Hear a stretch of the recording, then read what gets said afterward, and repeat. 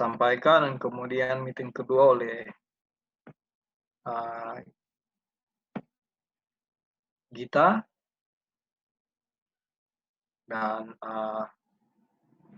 di meeting yang ketiga mungkin ada satu meeting lagi, tapi sebelumnya saya mau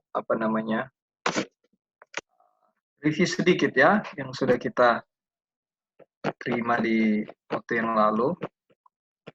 Ya, ini chapter 12 ini adalah tentang temptation, bagaimana Tuhan Yesus kita diuji, dicobai, ya, padang belantara. Dan di waktu yang lalu, di meeting pertama yang saya bawakan adalah di mana kita tahu waktu di padang belantara itu Tuhan dia tidak mengundang ujian, tidak mengundang godaan. Dia berpuasa, berdoa, dan dia mempersiapkan semua yang dilakukan untuk mempersiapkan dirinya disalibkan, ya. Di mana di sini pekerjaan setan, ya, di chapter 12 ini sangat jelas sekali terlihat tujuan maksud daripada setan. Tapi kalau lihat dari kutipan ini, di beberapa kutipan terlihat setan ini pintar-pintar bodoh, ya. Di satu sisi dia tahu, di satu sisi dia tidak tahu, ya. Dia tahu bahwa Kristus ini Bapa yang utus, dia anak Tuhan, tapi di satu sisi dia tidak tahu bahwa Kristus ini akan selalu menang, ya.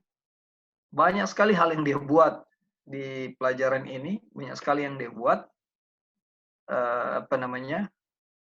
untuk menguji Yesus, tapi dia gagal dan hal itu dia tidak ketahui.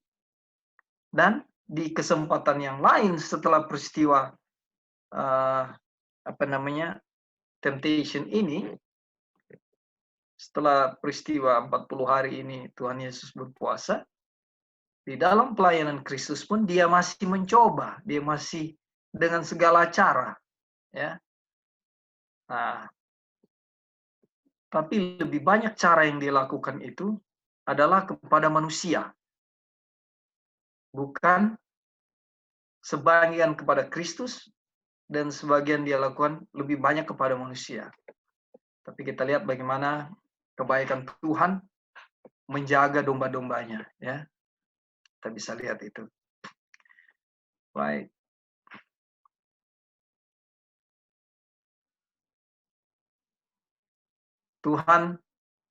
Setan itu dinyatakan bahwa dia tidak memiliki atau tidak memegang kekuasaan mutlak atas dunia, ya.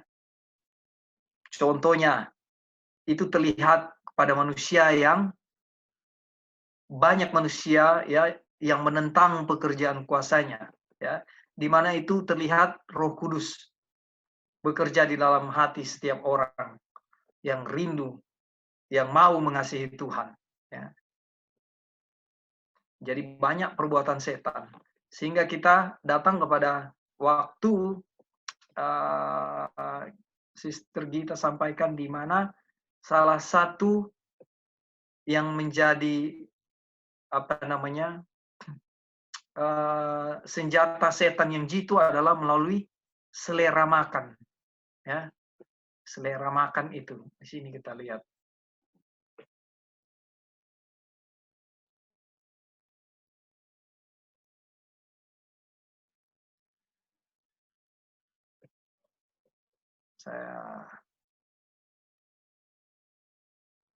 Di sini.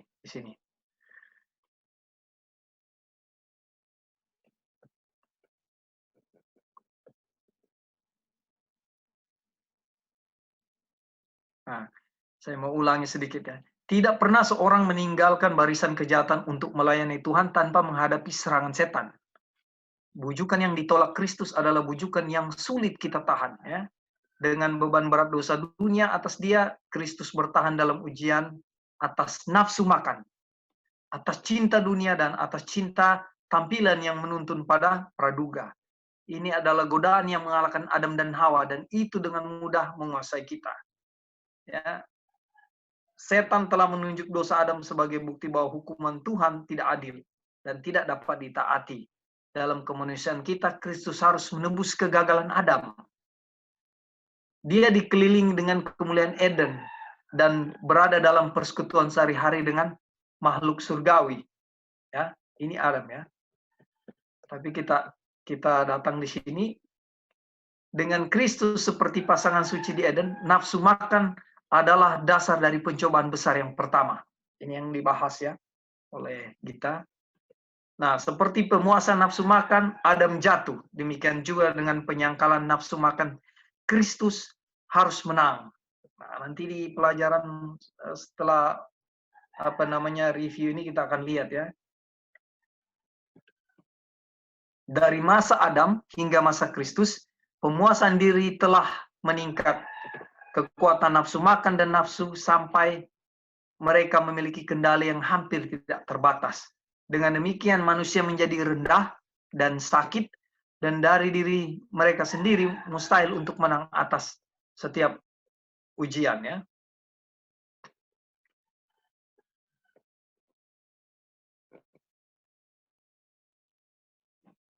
Nah, itu tadi review dan kita masuk kepada pembahasan saat ini. Kita lihat jam sudah 11.29. Saya punya waktu 1 jam. Baik, saudara-saudara. Di kutipan pertama ini, ketika Yesus memasuki padang gurun, dia dikurung oleh kemuliaan Bapa. Diserap dalam persekutuan dengan Tuhan. Dia diangkat di atas kelemahan manusia. Tetapi kemuliaan pergi dan dia ditinggalkan untuk berperang melawan pencobaan. Itu menekannya setiap saat. Ini jadi suatu tekanan ya. Sifat kemanusiaannya menyusut dari konflik yang menunggunya. Selama 40 hari dia berpuasa dan berdoa, lemah dan kurus karena kelaparan. Saya nggak bisa bayangkan itu, saudara-saudara. Letih dan kuyu dengan penderitaan mental. Wajahnya begitu rusak, lebih dari siapapun. Dan bentuknya lebih dari anak-anak manusia. Maksudnya modelnya tuh yang hancurnya dia melakukan 40 hari ini. Nggak bisa dibayangkan ya. Ini Ellen G. White tulis. Sekarang dengan keadaan seperti itu, ya, adalah kesempatan setan. Sekarang dia mengira bahwa dia bisa mengalahkan Kristus. Jadi keadaan Kristus yang sangat lemah sekali, sangat istilahnya kalau saya saudara pernah coba untuk tidak makan 1 hari, hanya minum.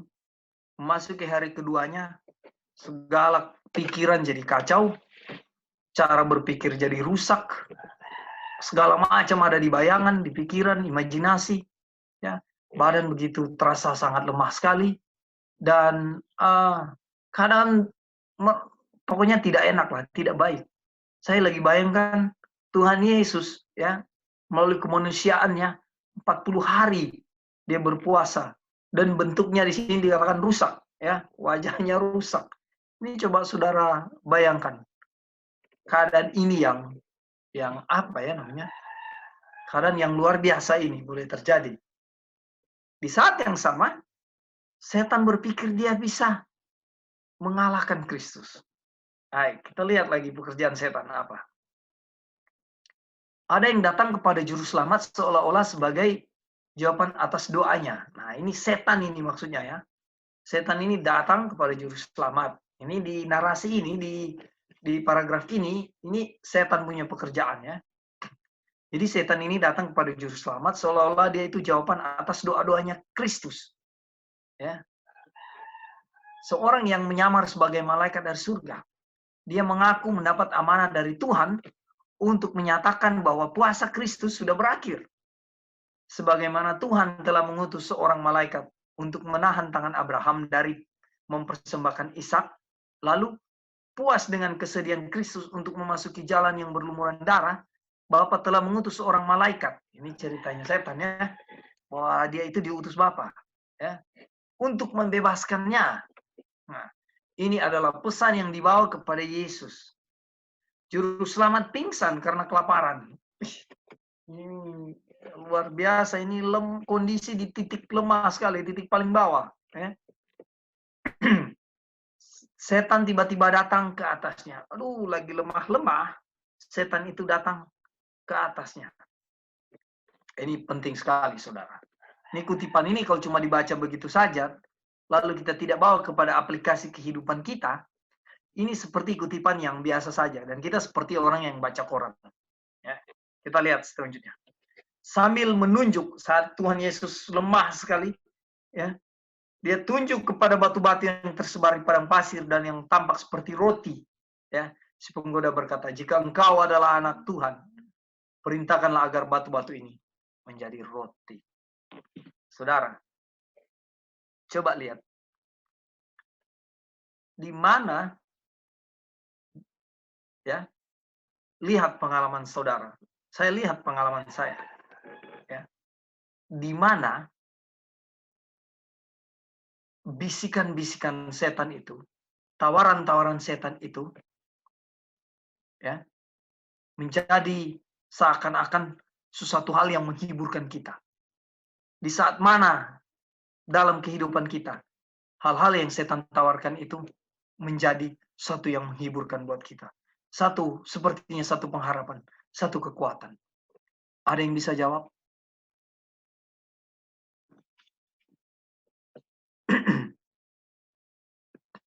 Apakah ada saudara-saudara yang tahu dan ingat di keadaan mana, ya, di keadaan mana godaan dan apa yang setan tawarkan itu menjadi sepertinya sesuatu yang wah buat kita. Keadaan waktu kita membutuhkan mungkin, bro. Waktu kita membutuhkan. Ada yang lain? Saat lagi berpuasa, Kak. Saat lagi berpuasa. Ada yang lain?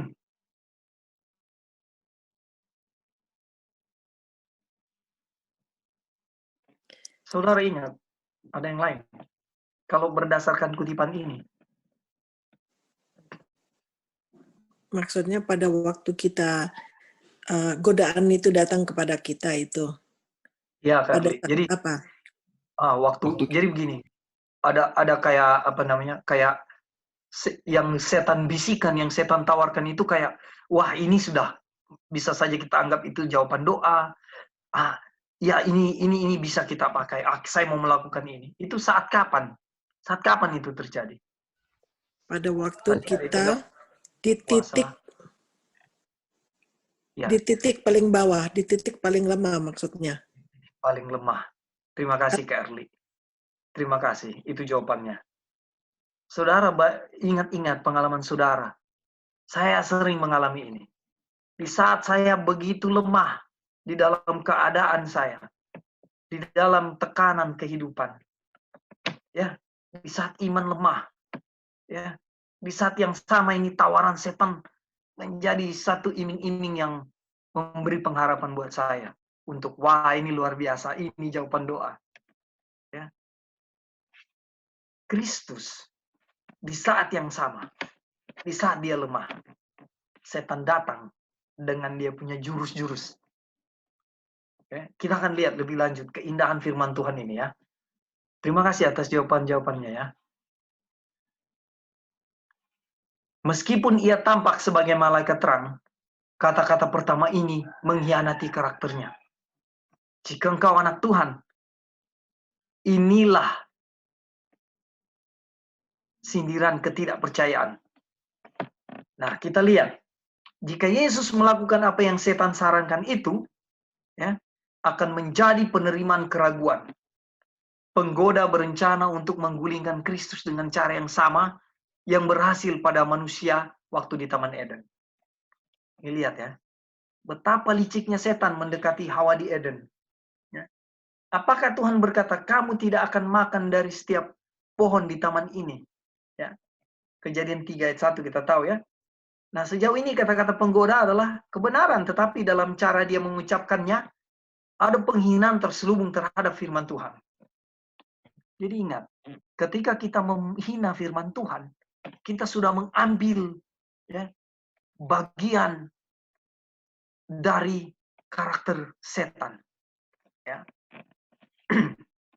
Ada sebuah hal negatif terselubung, keraguan tentang kebenaran ilahi.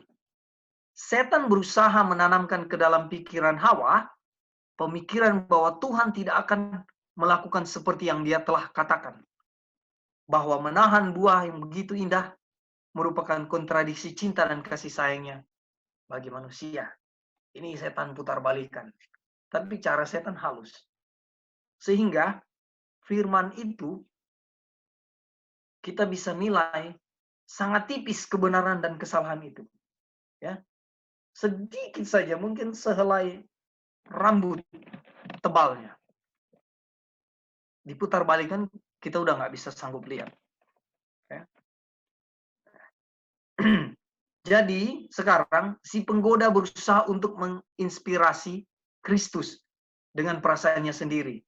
Jika engkau anak Tuhan, kata-kata itu penuh dengan kepahitan dalam benaknya. Ya, kenapa? Dia menyangkalnya. Dia tahu itu Tuhan dengan kuasanya. Ya. Tapi dia katakan itu. Ya. Dalam nada suaranya ada ekspresi ketidakpercayaan. Jelas. Akankah Tuhan memperlakukan anaknya sendiri seperti itu? Ya, dia tahu kuasa yang Tuhan miliki. Setan tahu. Ya. Dengan mengatakan itu saja, dia sebenarnya dengan keraguan-raguan. Karena dia tidak percaya bahwa Tuhan, ya, dengan ambisinya, dengan motifnya, dia sebenarnya tidak percaya bahwa Tuhan akan membiarkan Yesus. Akankah Tuhan memperlakukan anaknya sendiri seperti itu? Apakah dia akan meninggalkannya? Apakah Bapa akan meninggalkan Kristus? Di padang gurun dengan binatang buas, tanpa makanan, tanpa teman, tanpa kenyamanan, dia menegaskan bahwa Tuhan tidak pernah bermaksud anaknya berada dalam keadaan seperti itu. Ini dia tegaskan kepada Yesus. Ya, tapi apa? Dia ragu-ragu. Jika engkau anak Tuhan, ya ini di sini buktinya ya, apa yang baru saya bilang. Tunjukkan kekuatanmu dengan membebaskan diri dari rasa lapar yang mendesak ini. Perintah agar batu ini dijadikan roti. Saudara-saudara, apa yang saudara lihat? Ada yang bisa Bro. Jadi kelihatan waktu Yesus di padang gurun itu kan memang dia kelihatan bukan anak Tuhan, anak Bapa ya. Masa anak Bapa ini kelaparan?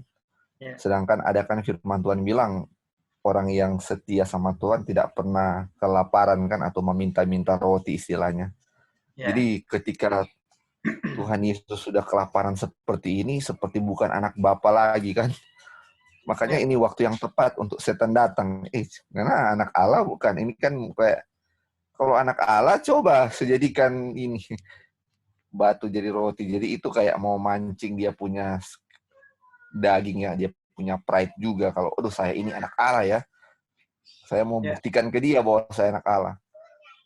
Ini mungkin aplikasi juga ke kita kadang-kadang. Kalau ada yang datang, ngana katanya harus belajar test by faith kok. Gini-beginilah. Dan kita akan membuktikan bahwa kita sudah tahu ini ya istilahnya atau apalah yang kita tahu. Kadang-kadang kan ketika mau begini kita punya ego yang sudah pernah belajar akan muncul. Saya akan menghajarinya dia dengan kutipan-kutipan yang Tuhan sudah kasih, yang kita sudah tahu. Itu sama aja dengan kita mau menjadikan batu menjadi roti kan. Memang Tuhan Yesus ada kemampuan untuk itu, tetapi dia tidak melayani dengan apa yang setan ini ya anjurkan. Ini dia setan ini bisa anjurkan, bukan paksa ya. Dan kalau kita lihat di setan ini mainnya dengan mainan firman Tuhan ya, bukan cuman mainan firman Tuhan yang ditambahkan sedikit. Bukan banyak yang dia tambahkan, cuman segala sesuatu yang dibicarakan firman Tuhan loh. Cuma ditambahkan sedikit. Ini makanya akan harus hati-hati dengan ini kita juga ya, maksudnya ada yang maksudnya membawa dengan mengatasnamakan firman Tuhan, tetapi apakah sesuai yang dia bawakan? Apakah sesuatu yang dibawakan untuk membuat suatu keraguan atau yang bertentangan dengan apa yang firman Tuhan bilang ya? Misalnya kalau firman Tuhan mengajarkan kasih, tetapi ini misalnya firman Tuhan tetapi mengajarkan kebencian. Apakah itu betul-betul firman Tuhan? Cuman bedanya dikit loh, ini firman Tuhan, tetapi tujuannya agak lain. Itu kita harus jeli juga untuk lihat seperti ini. Dan hanya kembali lagi hanya dengan pikiran Tuhan Yesus kita bisa kenal dan kita bisa menang ya. Jadi itu yang bisa tambahkan sedikit. Thank you, bro. Ada yang lain? Oke. Baik, kalau belum, apakah Sister Wanda available untuk baca ini? Bisa. Oke, Wan, thank you. Iya. Kata-kata dari surga, inilah anakku yang kukasihi, yang sangat kusukai. Matius 3:17. Sorry, Wan. Wan, suaranya agak jauh, kayak kecil gitu, Wan. Oh, ini bisa, Kak? Ini jelas. Ini mantap. Sorry. Iya.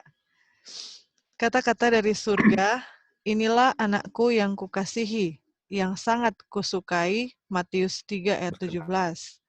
Masih terdengar di telinga setan, tetapi dia bertekad untuk membuat Kristus tidak mempercayai kesaksian ini.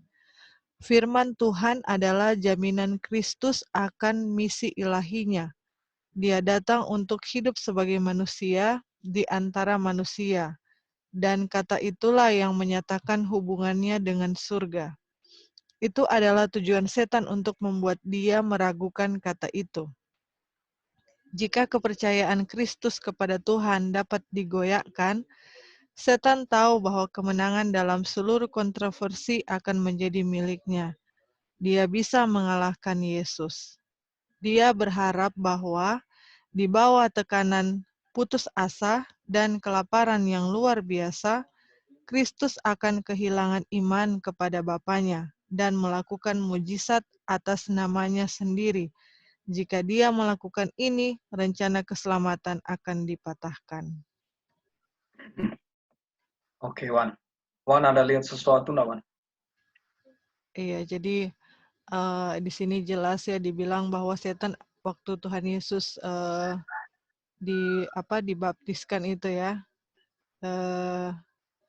dibilang kan ada suara kan dibilang inilah anakku yang kukasihi dan kepadanya lah aku berkenan kan. Dan setan sudah tahu itu benar, tapi dia tetap berusaha untuk membuat supaya Tuhan Yesus tidak percaya dengan apa yang firman Bapa katakan kepadanya, dan dia membuat dia terus menggoda Tuhan Yesus untuk supaya Tuhan Yesus itu boleh jatuh, tidak percaya dengan firman Bapa kan.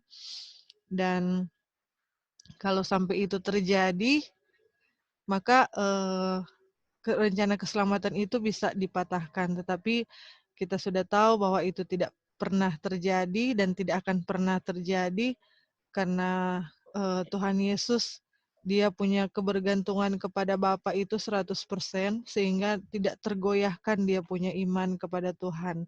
Dan walaupun setan tahu dia tidak akan bisa menggoda Yesus, tetapi dia tetap mencobai terus sampai mau membuat Tuhan Yesus jatuh, tetapi puji Tuhan itu tidak terjadi, dan rencana keselamatan itu boleh berjalan dengan baik, dan semua karena Tuhan Yesus sangat mengasihi kita.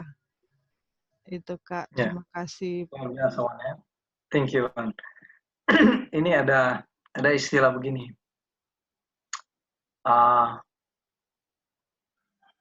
Kalau saudara tidak makan, itu karena apa, saudara-saudara?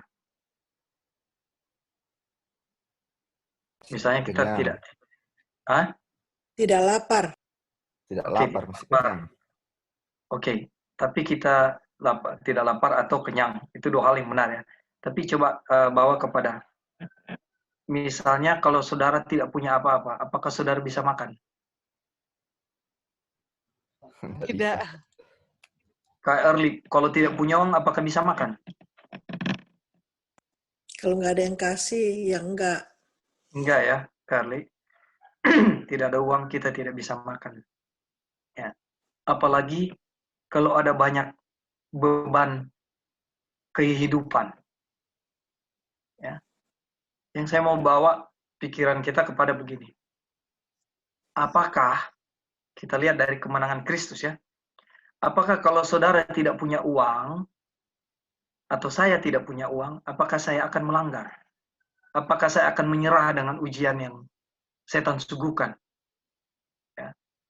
Kalau saya ada dalam tekanan kehidupan yang berat, ya, bahkan mungkin saya putus asa, apakah di saat yang sama saya mau mendengarkan apa yang setan tawarkan, ya, sehingga kemenangan jadi milik setan.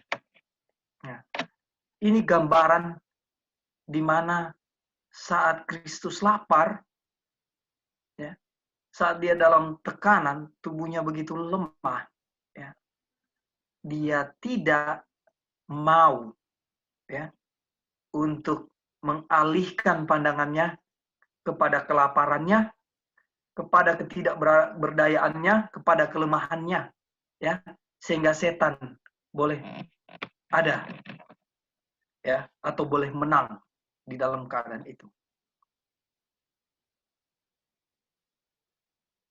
Apa yang tadi Wanda jelaskan, ini boleh jadi kekuatan buat kita semua. Ya, setiap paragraf dalam apa yang kita pelajari ini, kita melihat bagaimana kekuatan Kristus. Ini waktu dia di padang belantara, dia kemanusiaannya 100%. Ya. Dan contoh bagaimana kemanusiaan Kristus itu bisa menang di padang belantara. Membawa gambaran kepada kehidupan kita semua. Saudara-saudara, ya, kepada saya, bagaimana sebenarnya setiap ujian-ujian yang ada di sekeliling kita bisa kita menangkan. Ya, tadi saya dengar Kak Early bilang di session sebelumnya, ya, kadang-kadang kita jatuh karena ya waktu kita bertamu makanannya udah disiapin, sudah dimasak.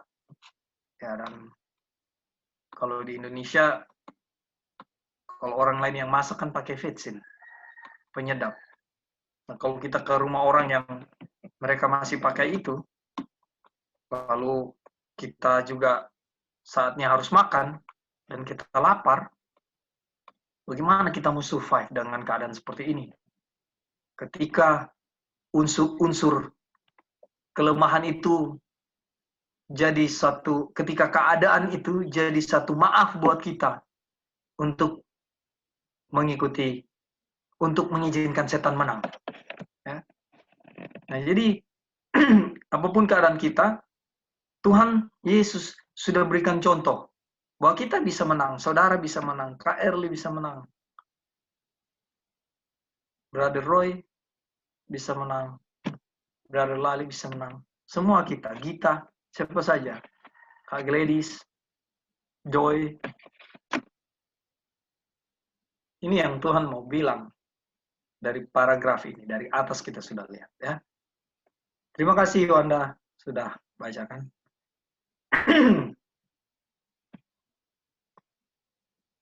Bro, tambahkan sedikit itu yang tadi ada poin. Silakan. Jadi ada 2 poin penting sini kalau kita menghubungkan dengan righteous by faith ya. Ini perkataan setan kan yang meragukan. Jadi ini kejadian sebelum Yesus berpuasa adalah waktu dia dibaptiskan kan di Sungai Yordan. Kemudian suara yang tadi, inilah anak yang kukasihi, kepadanya aku berkenan. Jadi ini masih fresh ya di telinga setan, tentunya masih fresh juga di telinga Yesus. Dan kita tahu ini adalah firman Tuhan ya. Jadi ketika dia mau bilang kalau kamu anak Allah, ini kan kayak mau meragukan apa firman Tuhan itu. Sedangkan kalau kita belajar di Righteous by Faith itu, firman Tuhan itu adalah ada power di situ. Firman Tuhan ada power ketika menjadikan langit dan bumi itu melalui firman. Dan salah satu tujuan setan untuk mengalahkan kita yaitu untuk meragukan kuasa power atau firman itu. Salah satunya waktu Yesus ini kan dia mau bilang kalau kamu anak Allah. Ketika Tuhan Yesus mau ragukan kata firman yang bilang inilah anakku yang kukasihi, jika kalau Yesus ragu waktu itu, dia akan gagal. Dia akan gagal karena ragu firman kan, sedangkan dia akan menjadi contoh kita di mana dialah satu-satunya yang menjadi manusia yang percaya sepenuhnya akan firman Tuhan. Makanya imannya besar sekali kan. Terus yang kedua dia punya poin di sini, mana tadi kita ini ya. Ini dia kata-kata sini. Setan tahu bahwa kemenangan dalam seluruh konflik akan menjadi miliknya. Dia berharap mengalahkan Yesus. Dia berharap bahwa dia di bawah tekanan putus asa dan kelaparan yang luar biasa, Kristus akan kehilangan iman kepada Bapaknya dan melakukan atas namanya sendiri. Jadi ini poin penting sekali. Kita tahu Yesus adalah satu-satunya orang yang pernah menjadi manusia, maksudnya, yang semua yang dia lakukan adalah Bapa yang melakukan dia dalam dirinya sendiri, atau istilah kata lainnya, bukan dia yang melakukan. Dia tidak pernah melakukan segala sesuatu atas kemauan dirinya sendiri. Cuma selalu Bapa terus. Bayangkan kalau dia jadikan itu batu jadi roti, itu atas dia punya keinginan sendiri, bukan keinginan Bapa. Makanya dia melakukan itu kayaknya righteousness by work dia. Dia melakukan segala sesuatu dengan dia punya kemauan. Atas nama Yesus sendiri, bukan atas nama Bapa. Kira-kira bisa ngerti ya. Jadi dia melakukan atas kemauannya sendiri. Sama dengan kita. Kalau kita melakukan, walaupun apapun yang kita lakukan, perbuatan baik apapun, kalau kita bilang kita yang bikin, itu sama dengan waktu Yesus mau jadikan batu jadi roti. Segala sesuatu yang kita bilang, oh saya yang bikin, walaupun itu semua positif, tetapi kalau bilang saya yang bikin, sedangkan Yesus, kalau dia mau bikin sesuai dengan dia punya namanya sendiri, dia akan gagal. Itulah contoh kita ya, contoh kita semua.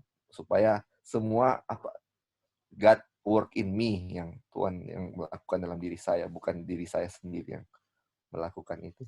Mungkin itu aja bro, thank you. Thank you bro atas penekanannya ya. Jadi biarlah selalu kita ingat-ingat itu prinsip righteousness by faith. Dengan segala keadaan hidup kita bisa pakai itu. Karena itu adalah firman Tuhan. Baik, kita masuk ke paragraf berikut. Ketika Joy ada mau menyampaikan? Enggak ya. Oke.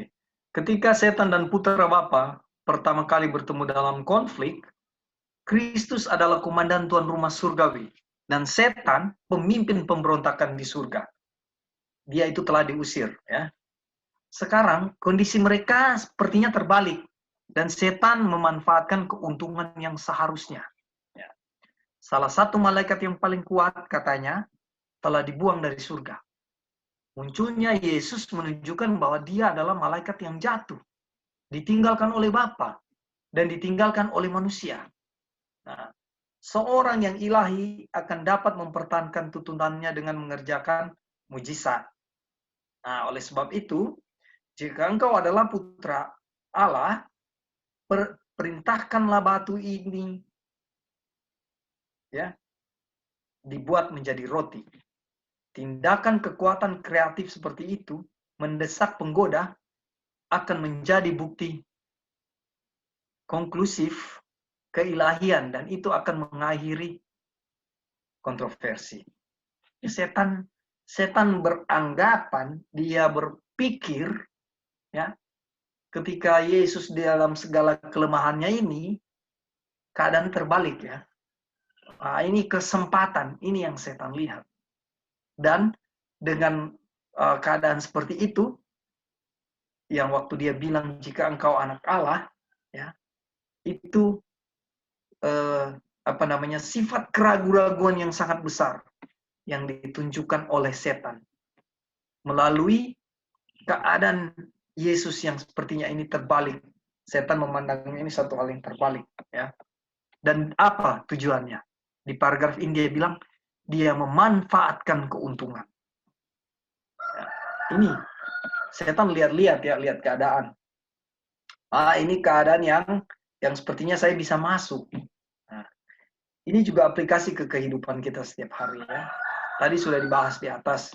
Ketika juga kita dalam keadaan lemah, ya, setan akan memanfaatkan keadaan ini sebagai satu keuntungan untuk memberikan tembakan-tembakan jitunya, dan sehingga kalau kita lengah, kita peluru itu akan tepat sasaran. Kita akan jatuh dalam keadaan yang mengiyakan setan, yang mengizinkan setan, ya, untuk diakui bahwa dia benar. Ini keadaan yang setan coba untuk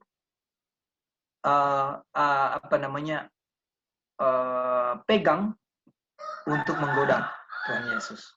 Hal yang sama dia lakukan kepada saudara dan saya. Baik, kita akan lanjut kepada paragraf.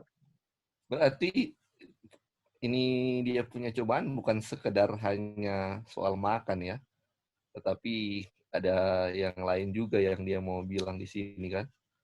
Ya. Yeah. Jadi ini untuk membuat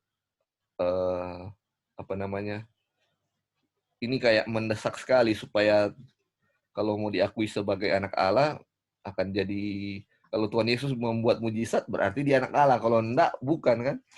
Iya. Makanya ini dia punya latar belakang waktu setan berontak di surga. Tuhan Yesus kan dia punya pemimpin malaikat di sana yang mengalahkan setan waktu itu sehingga dia diusir, kan? Betul. Jadi waktu itu Tuhan Yesus berkuasa sekali. Tetapi sekarang berbanding terbalik, Yesus yang kayak malaikat yang jatuh, setan itu kayak malaikat yang tidak jatuh. Terus dia mau tunjukkan, jadi supaya kalau Yesus mau jadi malaikat yang tidak jatuh, bikin mujizat lah supaya kamu punya posisi sama seperti dulu. Ada power. Kalau kamu sekarang seperti ini, kamu malaikat yang jatuh, bukan saya, kan? Iya. Itu seperti keadaannya, Yesus itu malaikat yang jatuh, setan itu malaikat yang berkuasa yang mengusir Yesus dari surga. Istilahnya kebalik dia punya posisi. Kalau Yesus nak buat mujizat, Yesus akan jadi seperti itu. Jadi dia harus buat mujizat supaya dialah yang menjadi malaikat Tuhan, setan itu malaikat yang jatuh, supaya membuat keadaan terbalik. Ini kayak siapa yang menang, ya, tetapi aduh ternyata licik sekali, ya, setan punya penggodaan, terlalu licik sekali, nggak kelihatan dengan mata. Ya, bro, itu aja. Jadi makanya tadi kita bahas tuh sangat tipis, kan, kebenaran. Mungkin seperti contohnya rambut, ya. Kalau ada yang lebih tipis dari rambut lagi, bisa kita pakai, ya. Jadi setan sebagaimana dia bekerja keras di awal, di akhir juga dia bekerja keras. Kita lihat, ya, nanti. Thank you, brother, atas tambahannya. Halo Kak Opin. Ya, Joy, silakan, Joy. Ya, jadi kita lihat di sini yang tadi bahwa setan itu mau campur kebenaran Tuhan atau firman Tuhan. Jadi kalau di Taman Eden itu kan, ya, Tuhan bilang kalau kamu makan buah pengetahuan baik dan jahat, thou shall surely die. Kalau setan, thou shall not surely die. Nah, ini juga di pencobaan ini Tuhan Allah Bapa kan sudah bilang sama Tuhan Yesus waktu dia dibaptis, kamu adalah anak saya ya. Kamu adalah anak saya. Nah, sekarang waktu setan goda, apa yang setan tambah satu? If thou be the son of God. Hanya tambah if kan di depan. Jadi itu setan itu, ya itulah dia punya expert ya. Tambah firman Tuhan, kurang firman Tuhan, sehingga keseluruhan, keutuhan, kebenaran itu kita nggak bisa dapat kalau kita juga tidak hati-hati dalam mempelajari firman Tuhan, karena dia akan lihai sekali, dia punya pekerjaan untuk memutarbalikan tapi menggunakan firman Tuhan gitu. Nah, itu yang satu yang kita mau kasih. Dan yang kedua yang kita bisa lihat kalau kita belajar nubuatan, waktu Tuhan Yesus dibaptiskan, kita tahu itu kalau di timeline-nya kita itu adalah kecurahan Roh Kudus sebelum public ministry itu. Dan kita lihat Tuhan Yesus ada tes kan. Jadi tesnya satu itu sekarang ini kan makanan. Nah, nanti ada tes kedua, baru ketiga kan nanti itu mengenai worship kan. Jadi itu juga di Sandelo itu tesnya akan seperti itu, nggak boleh jual beli, ya kan, mengenai apa? Makanan juga gitu. Dan kita akan dites, kita punya kesetiaan sama Tuhan. Dan akhirnya juga tes yang ketiga itu adalah penyembahan. Itu kan penyembahan antara mengenai hari Sabat atau hari Minggu. Jadi kehidupan Tuhan Yesus itu sudah mengilustrasikan akan kehidupan yang akan kita alami nanti.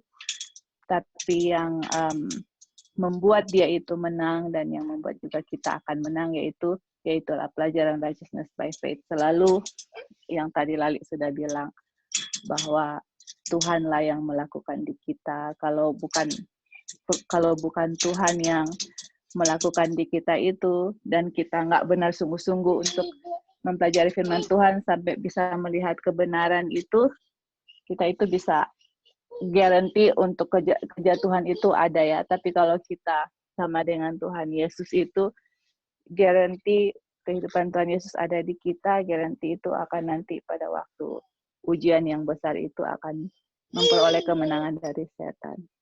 Thank you, Kak. Ya, terima kasih Joy atas poin yang baik ya.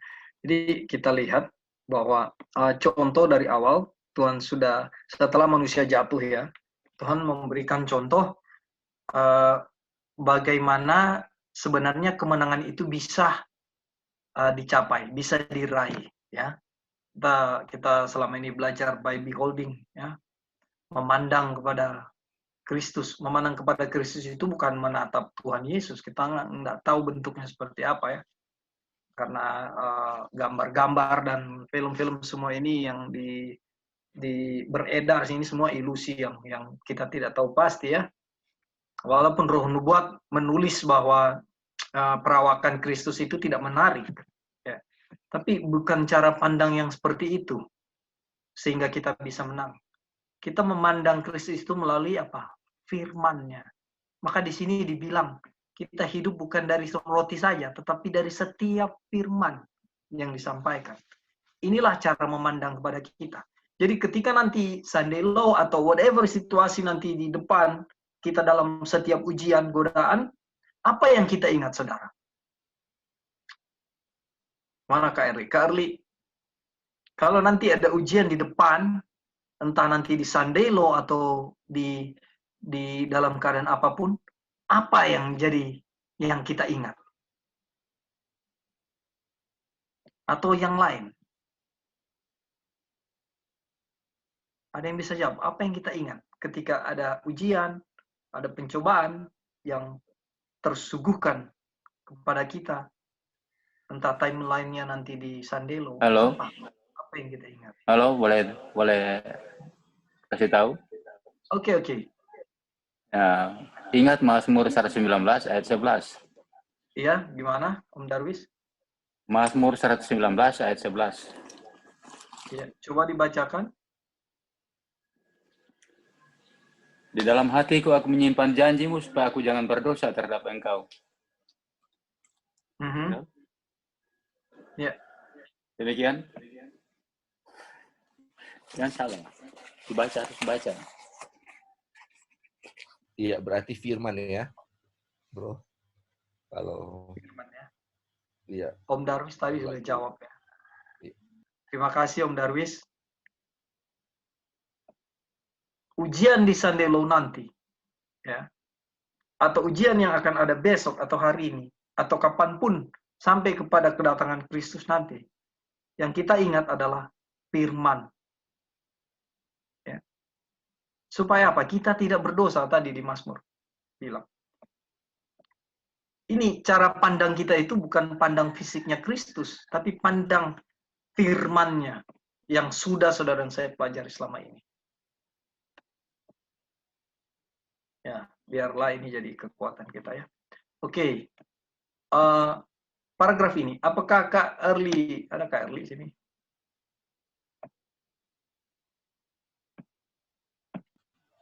bro. Makanya itu firman yang tadi Om Darwis bilang juga kan, itu firman yang diingatkan pada hari Sabat, itu yang kita belajar, yang Rich David, soal firman yang kita ingat itu sebenarnya hari Sabat itu untuk mengingatkan kuasa firman. Dan kuasa firman itu berasal dari pikirannya Tuhan kan. Apa yang dia pikirkan, itu yang keluar dari mulutnya. Itulah firman kan. Jadi kalau firman itu yang kita dengar terus, itulah pikiran Tuhan yang akan kita masukkan dalam pikiran kita. Itulah juga kuasa sebenarnya ya. Itu kuasa firman. Kuasa itu sama yang akan masuk ke dalam kita punya pikiran. Dan itu diingatkan hari Sabat, itulah yang menjadi meterai kita atau kekuatan kita. Kan meterai kita itu kan nama Tuhan. Nama Tuhan adalah dia punya pikirannya itu yang akan menjadi pikiran kita. Dan itulah yang meterai kita untuk bisa bertahan di saat-saat time of trouble atau masa kesukaran ya, terutama masa kesukaran besar. Ya betul. Jadi kita sebenarnya sudah dikasih apa istilahnya kalau dulu di sekolah kisi-kisi ya, kisi-kisi pelajarannya. Oke, thank you bro. Terima kasih Om Darwis udah kasih tambahan. Kita melangkah pada paragraf berikut. Ya. Carly kayaknya sudah ada tadi ya. Siapa ya? Brother Roy. Brother Roy bisa baca? Boleh, ya. Tidak tanpa sebuah perjuangan, Yesus dapat mendengarkan dalam keheningan kepada penipu ulung. Tetapi putra Bapa bukan untuk membuktikan keilahiannya kepada setan, atau untuk menjelaskan alasan penghinaannya. Dengan menyerah terhadap tuntutan pemberontak, tidak ada untuk kebaikan manusia atau kemuliaan Tuhan akan diperoleh. Bro, sampai situ dulu bro. Coba lihat ada poin apa situ bro? Ya, jadi tadi Lali sudah kasih tambahan penjelasan bahwa di sini setan memancing Tuhan Yesus untuk menggoda Tuhan Yesus untuk membuktikan bahwa dialah the Son of God ya. Dan ada latar belakangnya, ada kabar kan bahwa ada malaikat yang jatuh dari surga. Jadi di sini seakan-akan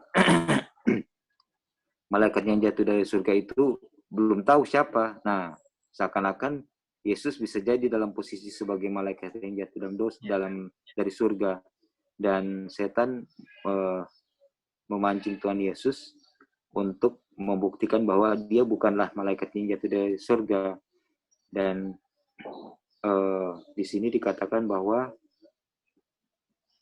Tuhan Yesus atau Putra Bapa bukan untuk membuktikan keilahiannya kepada setan atau untuk menjelaskan alasan penghinaannya, alasan kenapa Tuhan Yesus mengalami kehinaan dalam posisinya sekarang. Jadi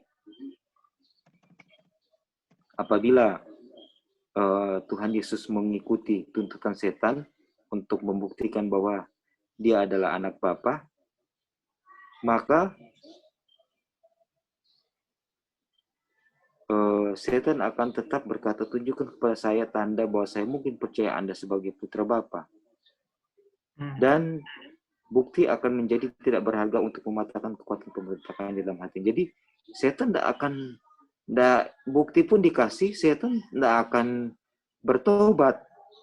Tidak akan bertobat. Puas, walaupun iya. Tidak akan puas terus, dia akan minta terus ya.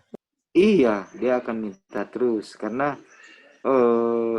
justru dan itu juga tidak ada kebaikan untuk manusia dan tidak akan memuliakan Tuhan, dia yang highlight kuning ini.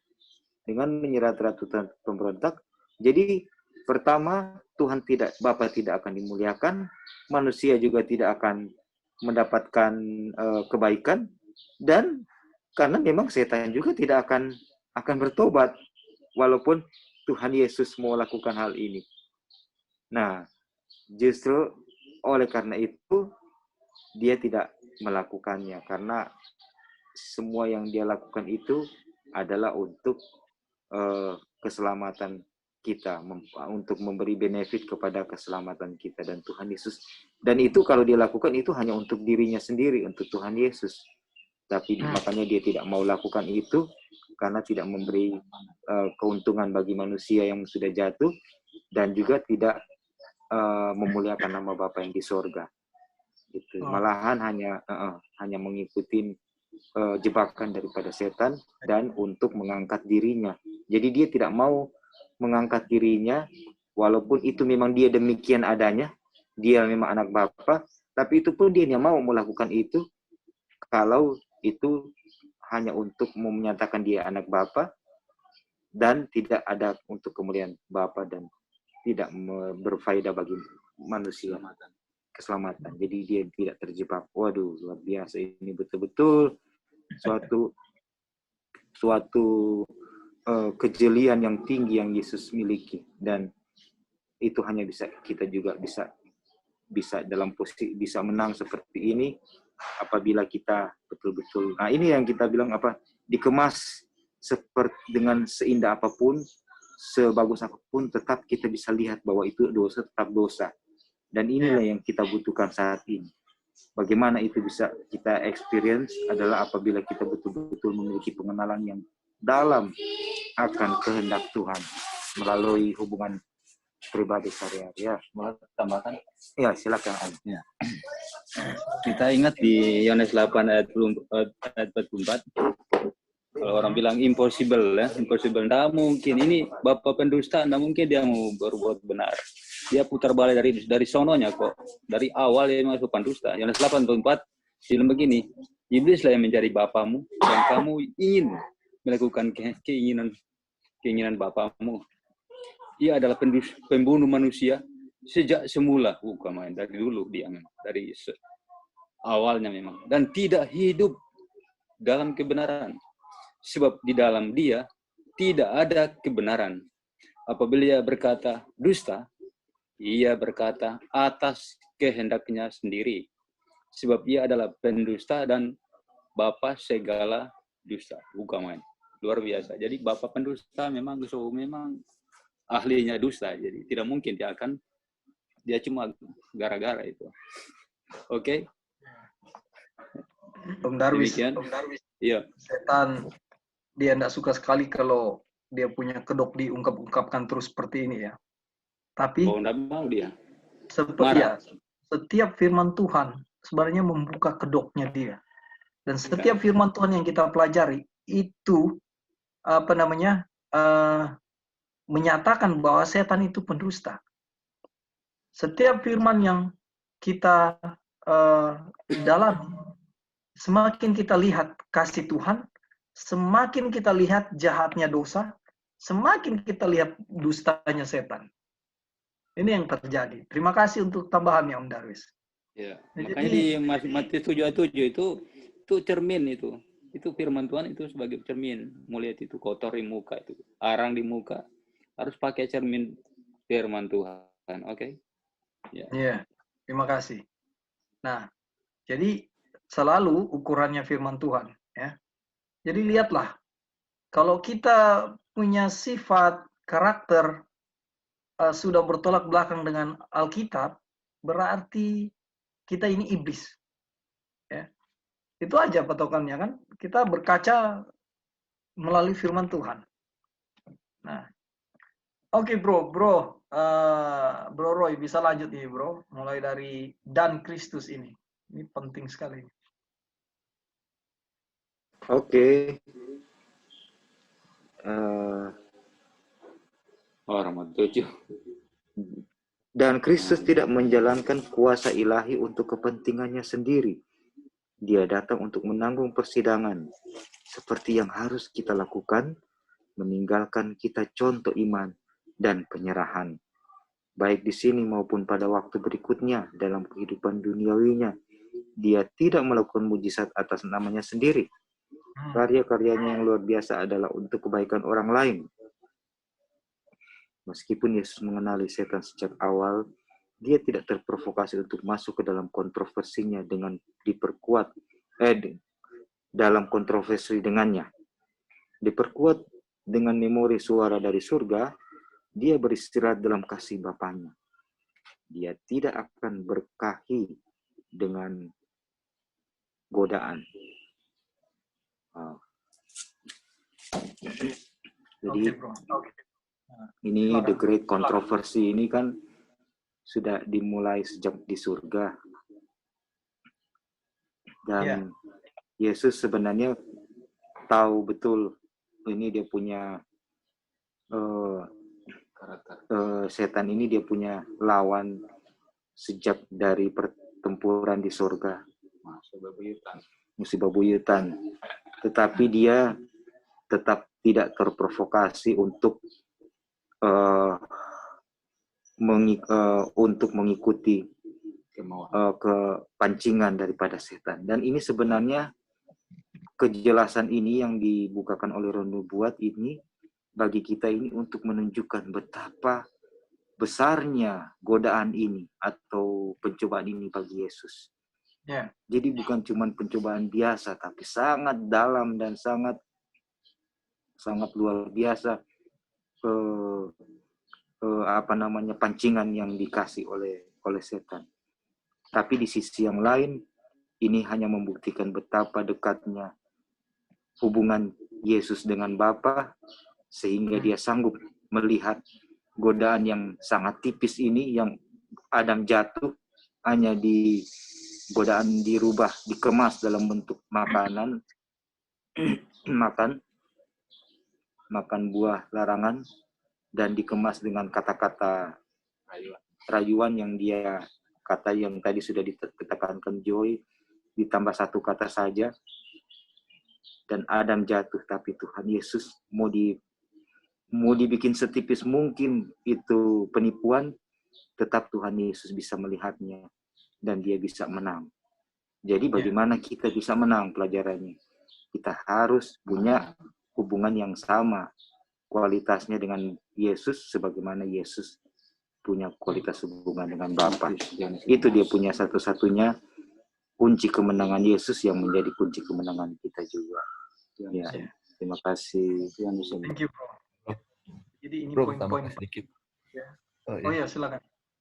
Sorry, ini sebenarnya yang kita lihat dari ini, dia punya paragraf ini ternyata yang great controversy atau pertentangan besar antara surga dan setan atau setan dengan Tuhan Yesus adalah pertentangan antara firman setan dan firman Yesus sebenarnya, atau firman Tuhan. Dia punya, ini makanya seperti dibilang argumen tadi, itu kontroversinya argumen sebenarnya. Argumen firman setan dan firman Tuhan ya. Jadi untuk membedakan apa itu firman setan, kayak mau taruh firman setan itu di kiri, taruh firman Tuhan di sebelah kanan, kita akan lihat ini mirip ya sama dengan kalau bilang tadi, itu seperti setipis rambut, tetapi itu kontroversinya. Perbedaan tipis rambut itulah kontroversinya itu. Setan tambahkan sedikit menyerupai firman-Nya Tuhan. Itulah yang menjadi pertentangan besar antara Tuhan dan setan. Hanya tambahkan sedikit-sedikit. Dan firman Tuhan yang ditambah sedikit, itu adalah apa? Firman setan. kita pun kalau misalnya kita mau tambahkan firman Tuhan itu sedikit, dengan kita punya ilmu pengetahuan, kita punya kepintaran, itu sama dengan setan juga menambahkan sedikit. Terus ini ada poin sedikit yang kita mau tambahkan juga, ini yang di highlight kuning ini, yang Ya, tidak ada kebaikan manusia atau kemuliaan Tuhan tidak akan diperoleh kan. Jadi kita langsung ingat yang Ellen White anjurkan kita untuk kalau kita berdoa untuk orang sakit, dia punya doa bilang begini, kalau itu untuk kebaikan untuk si A misalnya yang sakit, kebaikan untuk dia dan untuk kemuliaan nama Tuhan, biarlah Tuhan sembuhkan dia kan. Itu Ellen White anjurkan untuk kita doa untuk orang sakit. Nah, berarti kalau kita lakukan itu dan dia sembuh, berarti Tuhan dengan dia punya kuasa yang menyembuhkan orang itu kan. Untuk kebaikan manusia itu, orang yang sakit itu dan kemuliaan Tuhan, itu kuasa Tuhan yang akan menyembuhkan orang itu, dengan kata lainnya. Berarti ini juga kan misalnya mujizat Tuhan ini ketika Tuhan Yesus membuat mujizat di dunia ini dengan kuasa Tuhan itu, semua untuk kebaikan manusia dan kemuliaan nama Tuhan. Tidak ada yang di luar ini ya. Kita pun nanti kalau misalnya akan menolong orang lain, misalnya untuk kebaikan manusia dan kemuliaan nama Tuhan, firman ini akan berkuasa untuk itu, untuk dua hal itu, kebaikan manusia dan kemuliaan nama Tuhan. Itulah kuasa firman akan terasa ya dengan itu. Ya, mungkin itu yang dia punya tambahan sini. Terima kasih bro atas poin-poinnya. Ini semua penting ya, boleh jadi kekuatan. Jadi kalau kita mau singgung lagi kepada firman yang ditambahkan, firman yang dikurangi, semua itu pekerjaan setan. Dan orang yang melakukan itu adalah benar-benar menyerahkan dirinya di kaki tangan iblis. Dan kita tahu petunjuk ini jangan menjadi kekuatan buat saudara dan saya, dan jangan sampai itu kita mengambil bagian dalam keadaan seperti itu. Karena di sini dikatakan dengan menyerah terhadap tuntutan pemberontak, ya, itu tidak ada kebaikan buat Tuhan, buat kita, dan tidak ada kemuliaan buat Tuhan yang baru Brother Lali sampaikan. Nah, ini jadi harus jadi hal-hal yang jadi penekanan buat menjalani kehidupan kita setiap hari. Terima kasih. Iya bro, jadi ini juga sorry kita tambahkan sedikit. Jadi kalau kita mau ambil keputusan apapun, misalnya mau berdebat atau mau apa, kita harus tanyakan dua hal. Apakah kalau kita melakukan ini ada kebaikan untuk orang lain, atau ini ada kebaikan atau ini untuk kemuliaan Tuhan enggak? Dua pertanyaan ini harus ada. Untuk inilah yang menjadi kita punya patokan untuk melakukan sesuatu ya. Anything, segala sesuatu. Ya, itu aja. Nah, kalau maksudnya begini, kalau ini adalah satu hal kebaikan untuk manusia dan untuk kemuliaan nama Tuhan, biar itu sakit, kita harus sampaikan. Biar itu sangat membuat, mungkin kalau itu teguran buat saya, mungkin saya tersinggung sekali, tapi kita harus sampaikan karena itu untuk kebaikan. Tapi kita tahu cara Kristus menyampaikan firman-Nya itu semua dengan kasih. Jadi kalau melihat di sini, seandainya Kristus mematuhi saran dari musuh, setan akan tetap berkata, tunjukkan kepada saya.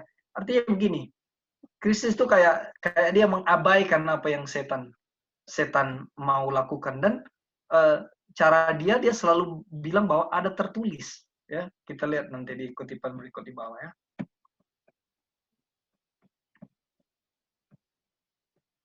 Oke. Yesus bertemu dengan setan dengan firman. Nah, ini yang baru saya bahas tadi ya. Dia selalu bilang, ada tertulis, katanya. Di dalam setiap godaan, senjata peperangannya adalah firman Tuhan. Ini ujian dan keadaan yang saudara miliki, yang akan saudara hadapi, yang akan saya hadapi, semua senjata kita adalah apa? Firman Tuhan. Nggak ada lain, saudara. Firman Tuhan, waktu kita by beholding we become changed, memandang kepada Kristus itu yang saya bilang tadi di atas, bukan memandang fisik Kristus, tapi memandang firman-Nya, itu yang menjadi apa? Senjata buat saudara dan saya. Setan menuntut Kristus sebuah mujizat sebagai tanda keilahiannya. Ini yang setan mau bilang. Sebenarnya dengan tuntutannya itu dia mau bilang bahwa saya ini sebenarnya ragu-ragu. saya tidak percaya kepadamu. Karena apa? Tuntutan itu. Ya. Tetapi apa yang lebih besar dari semua mujizat? Ketergantungan yang kuat pada demikian firman Tuhan. Jadi itu lebih dari mujizat, saudara-saudara. Kata demikianlah firman Tuhan. Ya. Ada tertulis, itu lebih besar dari semua mujizat dikatakan. Ya. Adalah tanda. Jadi artinya begini, kalau saudara dan saya pun tidak lihat mujizat, kita apa yang kita pakai? Demikianlah firman Tuhan. Atau ada tertulis. Ya, saudara dan saya tidak punya uang dan kelaparan. Apa yang saudara pakai? Ada tertulis. Demikianlah firman Tuhan. Ini yang menjadi hal sangat penting buat kehidupan dan saudara dan saya ketika menjalani kesehari-harian. Ya. Nah, di sini ada Brother Daniel. Saya tahu bahwa ada ketika Brother Daniel ini melayani orang, ya. Kadang-kadang banyak situasi disuguhkan. Salah satu yang saya tahu ketika kita dengar kesaksian dari saudara-saudara yang ikut medical missionary, bahwa ya ketika kita mau menolong orang, ya bahkan menolong orang, misalnya kita membuat jus-jus terapi dan sebagainya untuk orang itu, ya bahkan sampai pada titik kita juga harus mengeluarkan uang untuk bantu mereka, ya. Ada orang sakit dan hal-hal seperti itu yang kita harus lakukan dengan kasih, situasi yang Tuhan izinkan. Jadi dalam keadaan kita pun sulit, tapi kita dapat kesempatan untuk mau bantu orang, ya, untuk melakukan hal itu dengan keberadaan kita. Dan disinilah nilai kasih Kristus itu yang terlihat. Jadi kita sering baca, sering kita dengar, sering kita lihat komentar orang. Di saat kita membantu orang, ya, di saat kita membantu orang, nilainya bukanlah karena kita memiliki apa yang kita punya untuk bantu orang, tapi justru di saat kita nggak punya apa-apa, kita bisa bantu orang. Itulah nilai yang lebih bisa kita lihat, ya, bagaimana kasih Kristus. Ya. Jadi dalam kesulitan apapun, yang menjadi jawaban saudara dan saya adalah ada tertulis, demikianlah firman Tuhan. Nah, luar biasa, ya, puji Tuhan, ya. Ada komentar di sini? Baik, kalau belum ada. Ya, ada. Oh, oke. Silakan. Ya, itu jangan lupa itu DP. Kalau saya kan dulu bekas militer toh, selalu kalau tugas itu bawa pistol, ya, pistol selalu di pinggang. Dulu waktu ke Timor Leste waktu tahun 76, 77, tugas operasi di sana, tugas perang di sana. Jadi saya dulu bukan bawa pistol, bawa senjata panjang, bawa peluru segala macam itu udah lengkap dengan di rangselnya itu, di pinggang, granat, ada semua digantung-gantung itu loh, ya. Tapi ada juga Alkitab kecil, kitab suci kecil di Popoji, sebelah kanan, sebelah kiri, sebelah kanan, saya bawa terus. Jadi saya ingat, saya sudah pernah baca-baca juga itu waktu itu tentang Efesus 6 ayat 11. Sampai sekarang saya ingat terus itu bahwa Efesus 6 ayat 11 ini memang dia punya apa namanya, senjata ampuh ini. Kita sudah coba dan coba. Ya, memang luar biasa ini. Jadi harus segenap senjata firman Tuhan harus digunakan untuk lawan setan. Bukan cuma sepanggal-sepanggal. Harus full supaya dia takut itu setan. Totofore itu setan. Jangan mau pakai sedikit-sedikit, harus full. Segenap senjata Tuhan. Firman Tuhan harus kasih. Terima kasih, Darwis. Kayak tadi pagi saya mau berangkat kemari. Yeah. Saya bilang sama mama itu begini, mari Jo, orang pasal dia, orang mau pergi Bible study nih. Dia bilang, oh, orang kok bukan Advent. Dia bilang, masa bukan Advent? Sama-sama tuh orang. Ingat, ya toh, satu kali, ya Tuhan akan kirim kelaparan ke negeri ini. Amos 8 ayat 11, 12 dibilang. Tuhan akan kirim kelaparan ke negeri ini, bukan karena nyada ada makanan, bukan karena nyada air untuk diminum, melainkan akan mendengarkan firman Tuhan. sekaranglah waktunya damai seperti ini, kesempatan ini masih ada. Kita harus ingat di masa yang sangat sulit nanti, tidak lagi orang mau bilang-bilang seperti ini, tidak ada diskusi lagi. Kurang apa yang orang pelajari selama ini, itu yang tersimpan di mind, di pikiran orang, itu untuk bisa melawan itu setan. Untuk senjata kita. Kita tidak mungkin bawa buku kitab suci, ketebal itu membawa di hutan, di mana, ya toh, di goa, di mana kita melarikan diri. Sedangkan cuma baju di badan kali, makanan pun tidak punya. Hanya kita hanya mengharap pada Tuhan yang mau kasih makan. Nah, saya kira itu. Saya sudah kasih tahu tadi. Juga satu ayat. Wahyu 3:20. Tuhan memanggil kita. Ya, beri di muka pintu hati kita. Dia mengatakan kalau ada orang yang buka hati, monggo. Orang Jawa bilang monggo. Mari. Dia akan masuk. Dia akan bersama-sama dengan kita. Luar biasa. Demikian. Ya, Tuhan. Terima kasih. Luis. Yo. Ya. Silakan, Bro. Komentar sedikit ini di kutipan ini ya. Soal jadi kalau mau lihat memang berarti yang lebih penting dari mujizat adalah firman Tuhan ya. Kalau kita mau kembali ke sini, jadi nanti kan di akhir zaman juga akan banyak mujizat-mujizat. Setan juga bisa menurunkan api dari langit kan. Itu dia punya mujizat. Tetapi apakah mujizat itu lebih penting dari firman Tuhan? Ternyata memang firman Tuhan lebih penting ya. Dan kita lihat ini, firman Tuhan ini kayak, ini bilang senjata kan, bisa juga sebagai pelindung. Jadi sama dengan meterai ya. Memang betul, kalau mau lihat memang sama dengan meterai. Ini firman ini sama dengan meterai. Karena cuma ketika firman ini, inilah yang melawan, bisa mengalahkan setan, cuman ini. Firman Tuhan ini. Dan inilah yang harus ada di kepala kita masing-masing kan. Ketika ini ada di kepala kita masing-masing, itulah yang akan menjadi meterai kita. Dan kita lihat kalau dia punya timeline ini, setelah Yesus terima Roh Kudus kan, ini juga kalau kita di timeline kita, kalau kita sudah menerima Roh Kudus, kita akan menjadi sama seperti itu. Kita punya perisai, kita punya yang kita pegang adalah firman Tuhan. Dan setan tidak akan bisa mengalahkan kita karena inilah yang sudah, firman itu sudah mendarah daging di dalam kita punya pikiran ya. Ya itu aja ya mungkin. Oke, terima kasih Bro untuk tambahannya. Jadi kalau kita yang Om Darus bilang tadi ada perasaan enggan untuk mendengar firman Tuhan, ada waktunya bahwa kita tidak bisa membuat ada tertulis atau demikianlah firman Tuhan itu menjadi satu senjata buat kita. Ya, itu akan hilang. Dan kita pada waktu itu tiba, kita tidak memiliki persediaan yang cukup. Ya. Dan Brother Lali barusan bilang bahwa kalau mujizat ini, kita baca bahasa Inggrisnya ya, but that which is greater than all miracles, a firm reliance upon a thus said the Lord. Ini mujizat ini jauh lebih penting kata demikianlah firman Tuhan atau ada tertulis.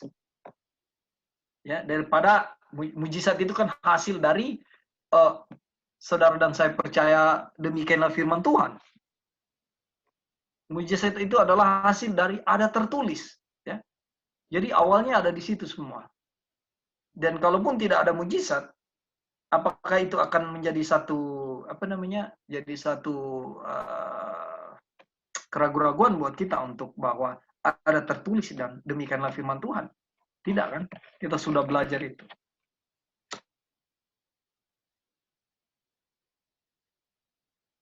Puji Tuhan. Di beberapa paragraf ini, di kesempatan sahabat ini, kita sudah melihat bagaimana kasih Tuhan, bagaimana kebaikan Tuhan, bagaimana Kristus itu digoda, dan bagaimana dia menang, dan apa yang menjadi pegangan dia. Ya, makanya 3 ujian itu dia selalu bilang ada tertulis. Ya. Apakah setelah melewati hari Sabat ini, ya, memasuki hari-hari di mana kita akan bekerja, apakah ada tertulis dan demikianlah firman Tuhan ini boleh menjadi senjata buat saudara dan saya. Ketika ada ujian yang terjadi di dalam rumah saudara, di dalam rumah saya, ini menjadi demikianlah firman Tuhan ada tertulis sebagai senjata buat saudara dan saya mendapat kemenangan dari apa yang setan tawarkan. Ini menjadi satu PR, menjadi satu jawaban saudara dan saya, bagaimana menyikapi setiap situasi, bagaimana Kristus menang dalam menghadapi setiap situasi. Inilah yang sudah kita dapat jawaban pada hari ini. Dan biarlah dengan pelajaran saat ini, Tuhan kita dimuliakan, dan saya bersyukur, berterima kasih, puji Tuhan. Sahabat depan akan kita lanjut paragraf-paragraf yang sisa di chapter 12 ini. Dan sekali lagi, biarlah semua ini untuk kemuliaan bagi nama Tuhan. Terima kasih untuk semua masukan. Terima kasih untuk semua pendapat yang sudah diberikan. Dan biarlah saudara dan saya tetap semangat di dalam melayani, di dalam belajar, mencari kebenaran yang jauh lebih dalam. Karena itu yang Tuhan mau bagi kita. Saya bawa dalam nama Tuhan kita Yesus Kristus. Terima kasih.